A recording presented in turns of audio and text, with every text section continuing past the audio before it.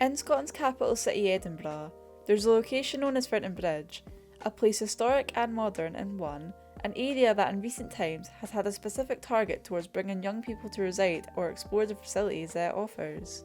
As of around 15 years ago, work started on redeveloping the area to bring in students with the construction of the first student accommodation buildings. Over the next few years, Fountainbridge would see blocks of student flats pop up around the location, bringing tens of thousands of people to live there. With the newfound increase in population, the Edinburgh Council put a little more focus into the area and decided to give the leisure complex Fountain Park a nice 21st century facelift, giving it new restaurants and activities such as mini golf, laser quest, a new arcade, and a trampoline centre which replaced the old children's soft play area. The redevelopment of the area was much needed, as the place didn't have the best selection of things to offer before. It did however have the cinema and bowling alleys though, and these got massive upgrades while the rest of the redevelopment was happening, giving them a fresh coat of life to compare with everything else. Paige McPhee is a frequent visitor of Fountain Park, and she enjoys many of the facilities that it offers. I've been coming here since I was really young, and it's nice to see all the things that have changed, like all the new stuff that's been added in. It makes it good because you don't get bored of the same stuff. My favourite thing to do when I come here is go to the arcades and the 10 pin bowling. It's just like a nice sort of cheap fun thing to do, and I like that there's loads of like food options, so like when I'm here, if I get hungry, there's like a variety. I like Burger King, and Starbucks is good too. For the young people who live in Fountainbridge, or for the people who are just visiting, there's much more than just Fountain Park to explore. You had things like the Union Canal around the back of the Napier accommodation, a man-made waterway that flows all the way to Glasgow, a perfect place for a walk on a warm day to get some exercise and fresh air. You also have multiple independent cafes as you walk along in the direction of Toll Cross, great for if you want to support local businesses and get a delicious cup of coffee or a bite to eat. You also have your Sainsbury's Local and Tesco Express. Not the most interesting things, but handy for if you're living in the area as a student and you need to do some quick shopping. Even though Fountainbridge has all its new modern features, it's still a very historic location. Most of the housing you see in the area are tenement flats, constructed throughout the late 1800s and the early 1900s, and they are still used as housing today. Over the road from Fountain Park, you'll see the Fountainbridge Library, a beautifully constructed building built between 1937 and 1940.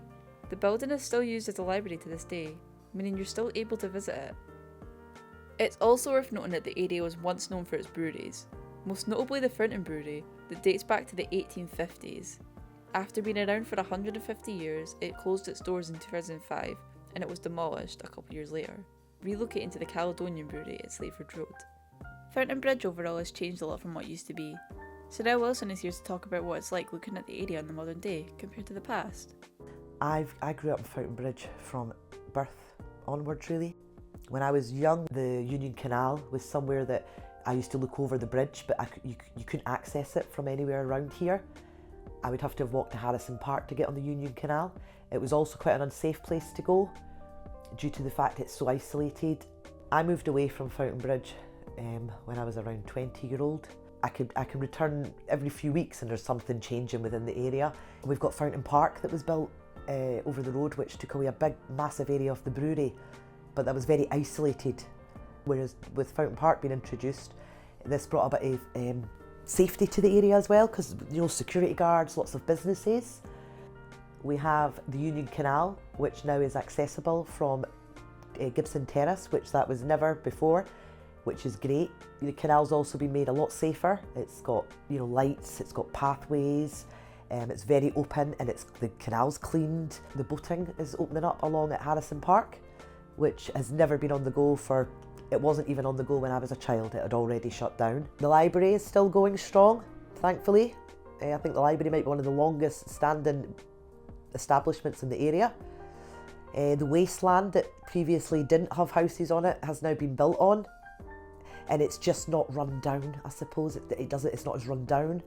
The streets are cleaned, there's no dog fouling on the streets anymore, and I think this is mainly because it's been brought in with the city centre. So it is looked after more, and I think people also they appreciate what they've got here and they look after it a little bit more as well. So, if you're planning on moving, visiting, or if you already live here, I hope this video gave some insights on the things that you maybe wanted to know about the area.